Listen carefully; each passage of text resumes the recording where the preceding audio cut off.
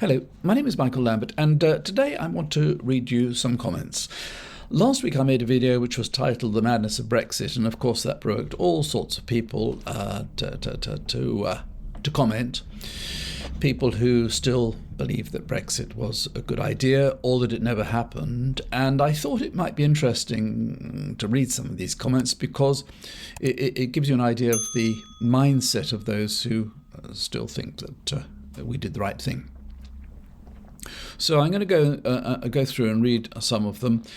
I'm reading them in no particular order, the order in fact in which they arrived. The first one is from a guy called Ian1962. Now, this guy, I think he's got issues, and he's obviously not very bright, but every week for the last, I think, 2 or 3 months, he's been one of the first to comment. I think he must wait for my videos, and whatever I'm talking about, he will begin with some sort of personal insult. I think he must make him feel better to be rude to me. I don't block him because I don't block anybody. I mean, in all the time that I've been doing this, I've never blocked anyone unless they've been abusive or threatening, and I think I've blocked 3 people out of 160 odd videos. So anyway, this is what Ian1962 had to say. He said, nothing to say this week then. A bit disappointing. Just the usual 2 minutes of hate. Nice to hear the EU are getting a taste of their own medicine vis-à-vis checks. They've been checking our exports, so now we're doing it to theirs.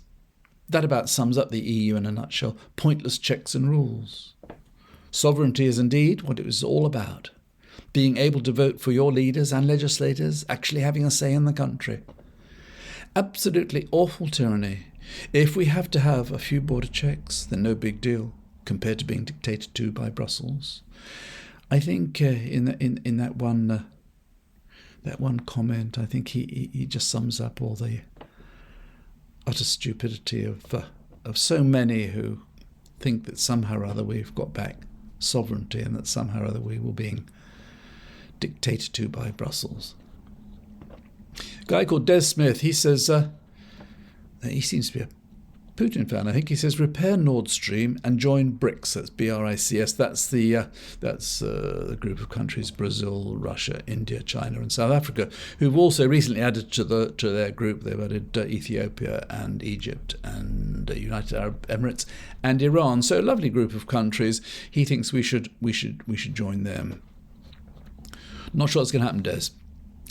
Buy-to-let Britain says, I was glad to leave the Marxist EU who offered nothing but access to property speculators. Marxist EU, obviously he's got no idea what Marxist means. The idea that any Marxist organisation would favour property speculators is a little bit silly, isn't it? Maru says, mass immigration is by far the biggest act of self-imposed harm ever. You know, Maru, whoever you are, when we were in the EU, people came from the EU to work here when they'd got jobs, and they came and they worked in coffee bars and they dug potatoes and they worked on building sites and they did all sort of jobs, a lot of them jobs that we didn't want to do, worked in care homes, worked in hospitals and so on. But we decided we didn't want that because they didn't have to ask permission to come here and get a job and work.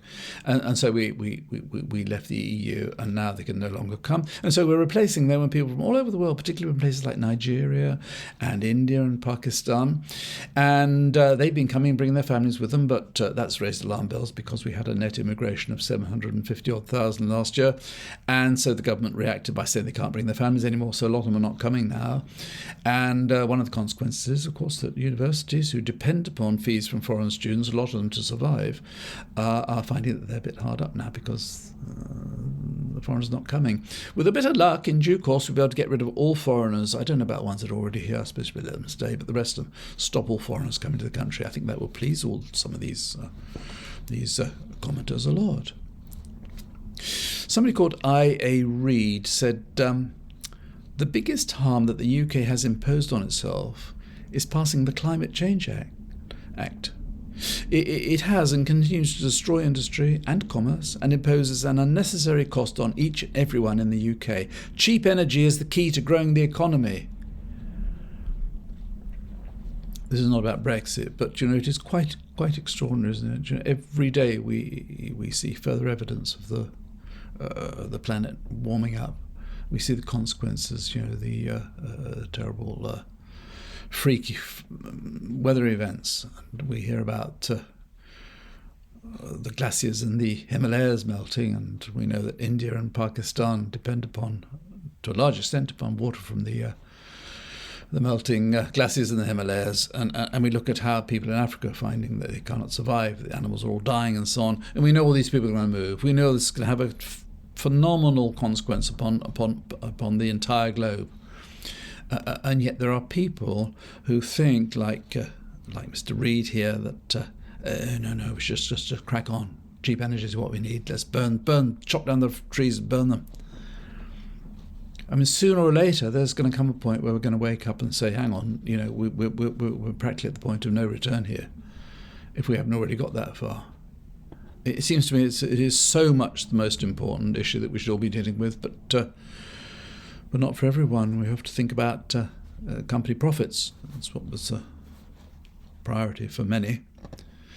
Peter Slinger says, I absolutely disagree with your Brexit comments. Brexit was mismanaged by the leftist, pro-Europhile, doesn't make sense, WEF, that's World Economic Forum, WEF-loving elitist. I mean, where do you start? Yeah, Brexit was Boris Johnson's idea, and it was he who pushed it through. It was Lord Gormless who negotiated an absolutely lousy contract. I mean, are they the leftist pro-Europhile WF loving elite? It's just nonsense. Somebody with a computer-generated username says, Brexit has nothing to do with our economic situation. 2 years economic shutdown, monetary inflation, and mass immigration are to blame. How is mass immigration to blame for Brexit? What mass immigration? Miniminx says Brexit never happened. Planned to fail.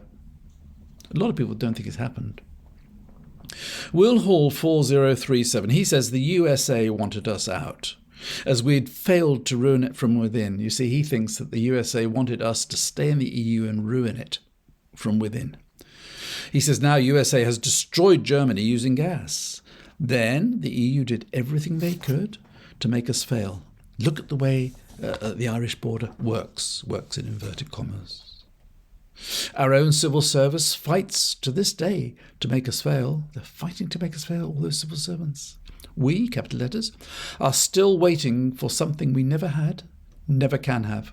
We, capital letters, don't have the leadership to tell the others to shut the fuck up. We are doing it our way. We, capital letters, can't even stop an air-filled boat before it gets into deep water off the coast of France. He thinks that we should be stopping the boats leaving France. We should send our own people over, our own soldiers and sailors, and we should wait in the shallow waters off the coast of France. We should stab the boats and sink them before they get to the deep waters. Robert John 6354 says, does the United States of Europe deal with other countries around the world? Yes, it does, but it's protectionist. Let Brexit free to do its job. A fast-moving, free trade economy, the type of business the UK excels in.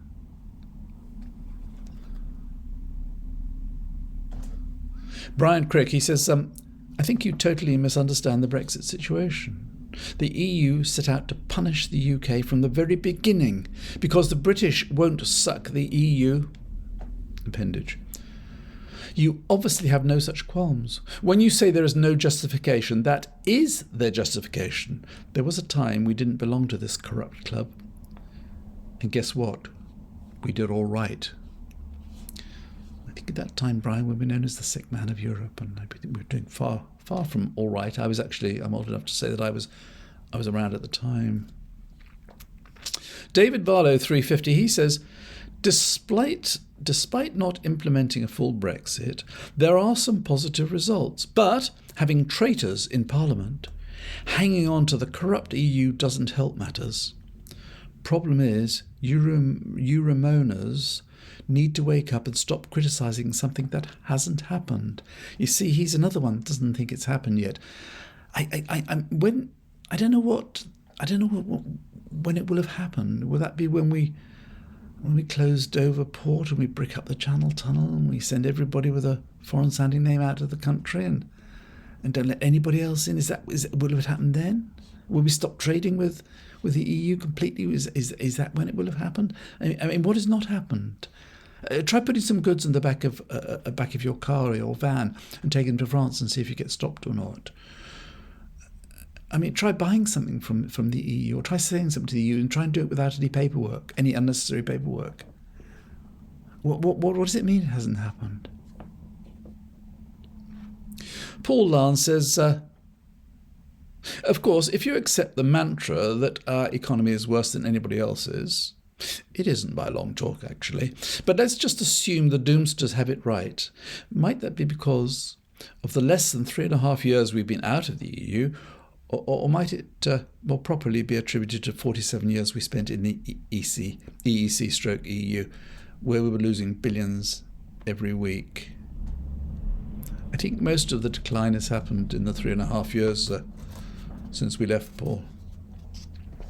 Neil O'Grady, he says, I genuinely feel sorry for you, Michael. Do you have a problem in moving on in everything else in life? Why can't you simply not accept a democratic decision? All the data suggests that the UK has done all right since voting to leave the EU. Please Google it and read everything that has been published. I hadn't thought of looking at Google to see if the EU was working or not. I'll have a look at that and put myself right. He goes on to say, you referred to hospital waiting lists. He says, you feel that you have an entitlement to hospital treatment. Well, I do actually, as a matter of fact. I've paid taxes, and if I'm ill, I expect to be treated. I know it's much more difficult these days. He says, in other words, you feel that doctors and nurses should leave other EU countries and serve you, which means that folk in other countries cannot get treatment. So, well, I can't get treatment from British nurses and doctors, but I can only get treatment from nurses and doctors from the EU. Is that where they all come from? And they've now all gone home, so we haven't gotten it? He says, I hear all the time, what are the benefits of Brexit? Which is such a selfish perspective. I mean, we didn't expect to get Brexit. It's selfish to expecting some benefits out of it. Some things are more important in life than how much cash you have or how quickly you can have an NHS operation. I think with respect, Paul, I think if you have a stroke or you have a heart attack, probably there aren't many things much more important than NHS treatment. Somebody here with a computer-generated username says, who cares? Brexit was a project for lefty, middle-class, globalist liberals who wanted to spend the summer in Provence, import cheap labour into the UK and dismantle our heritage and identity. He's saying that Brexit was that. It was a project for people who wanted to enjoy the benefits of being part of the EU. He says, whining because your camembert is late, your caviar is delayed, or your strawberries are not picked because UK workers are lazy isn't my problem. He seems to accept that UK workers are lazy. Blame the education system and mindset as well as the exploitation of migrant labour. The ones who've wrecked London with its ghettoisation, anarchy, cheap cleaners, gardeners, waiters and high crime run away to their second home bolt holes in the West Country. He's not happy, is he? So this is somebody called Quad Q 6598. The only, in capital letters, reason people voted for Brexit was because they thought immigration would be better controlled, and certainly much less. The powers that be know this, which is why they are purposefully doing the exact opposite and flooding the country with third world refugees as revenge. So the people who voted for Brexit thought immigration would be better controlled, and the powers that be are now punishing those people for voting for Brexit by flooding the country with refugees. They have a job to ought to explain that, I think, whoever you are, Quad. Somebody called KHI Burgess says, Brexit is the best decision this country has made in recent memory. The future is fantastic. Tony Sanchez 7862, he says the good news is that with Sir Kerr at the helm, we will soon be, to all intents and purposes, rejoining the EU, in brackets, as opposed to operating within its constraints. He says silly middle-class Guardian readers like Mr. Lambert can lecture us on the profound folly of leaving one of the most corrupt organisations to ever bestrode the globe. He needs to get out a bit more. A number of people accuse the EU of being corrupt, and I think a couple of years ago a member of the European Parliament was found with a suitcase full of money in her office. I'm not sure I've ever heard of any other corruption, but this is one of the reasons given for why we had to leave, because they are so corrupt, compared with here in the UK, where we've had billions and billions funneled to PPE suppliers.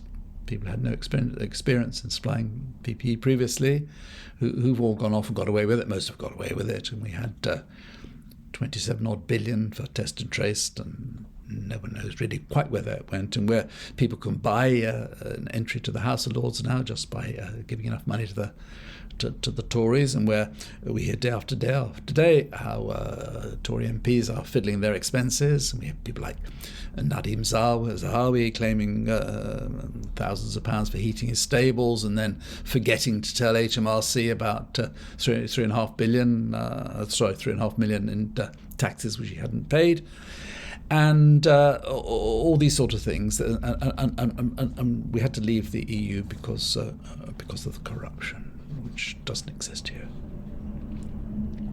Someone called Paul Gibbons, he was quite succinct actually. He says, probably something which a lot of other people would like to say. He says, oh, shut up. Someone called I Am Frank said the following. He said, Brexit has been systematically sabotaged in capital letters with an exclamation mark.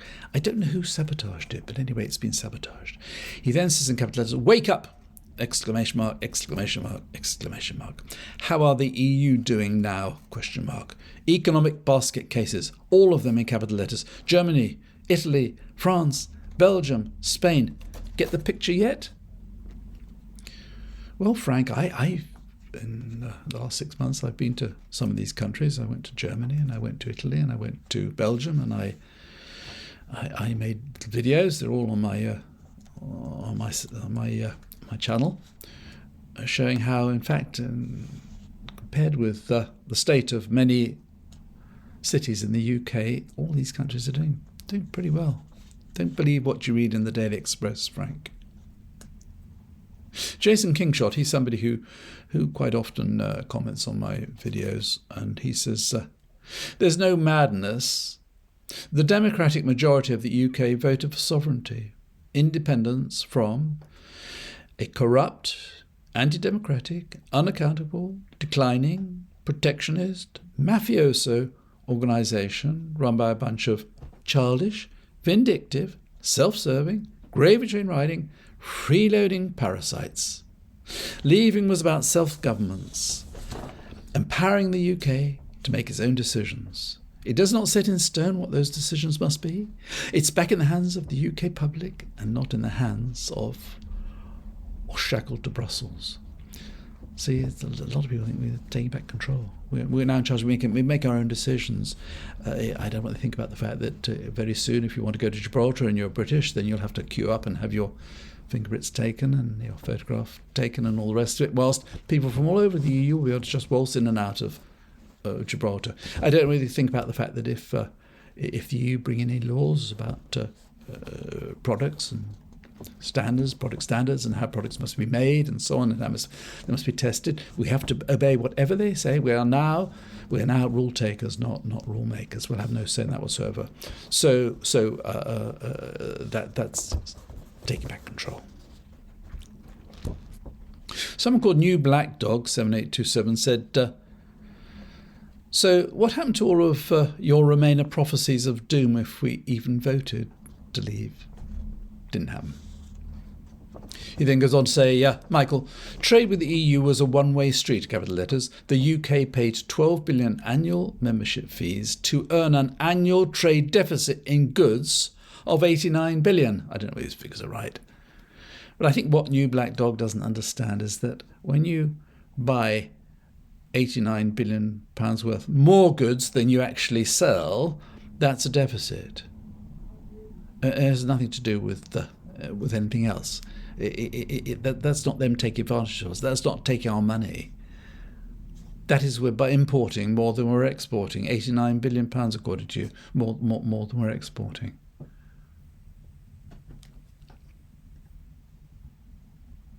He says it's a bit more difficult for EU exporters, though.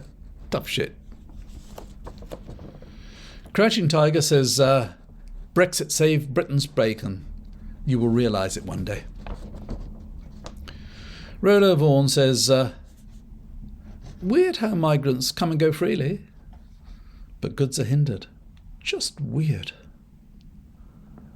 I don't think you understand that all over the world countries have import and export controls. But they want to know what's coming into the country. It's only groups of countries, such as the EU, who have external borders, and within those external borders, goods can move about freely. Freedom of movement of goods. It's what we had, what we enjoyed, which is why it was so easy to do business with the EU, and it's virtually impossible now, particularly for small and medium-sized companies.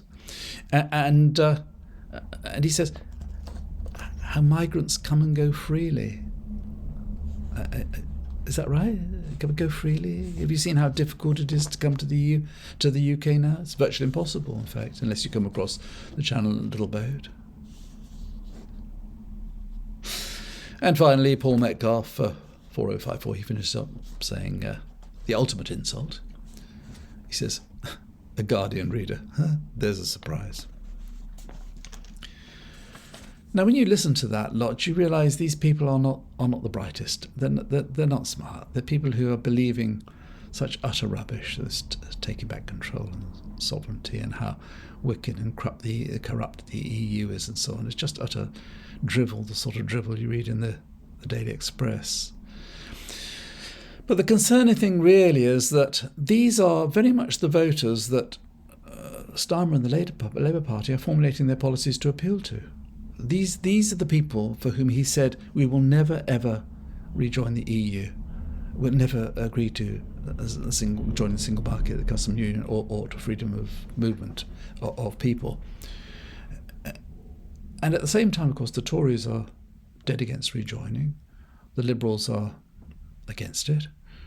And obviously Reform are. And so the whole country is really pandering to these people, who are very much a minority. I mean, I get, as I say, thousands. I think an average of 1,000 comments per video. And whenever I talk about Brexit, I mean, the vast majority, 95% plus, are anti-Brexit, and realise what a crazy, mad, stupid mistake it was. But just because there's a tiny little minority, which must be a shrinking minority, I mean, these are people who you're never going to change their minds. But I mean, there must be an awful lot of people who are suffering, who have changed their minds. We all know there are. We know that the majority would think Brexit was a mistake and would like to rejoin.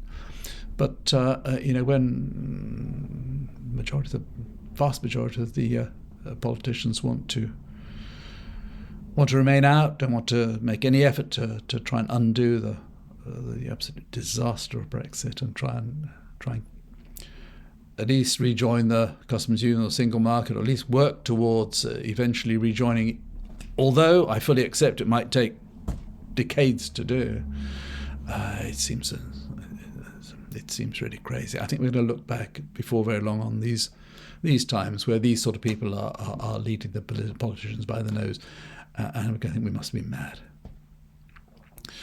Anyway, that's what I think about it. And until next time, if you've watched this far, thank you very much indeed. Until next time, bye for now.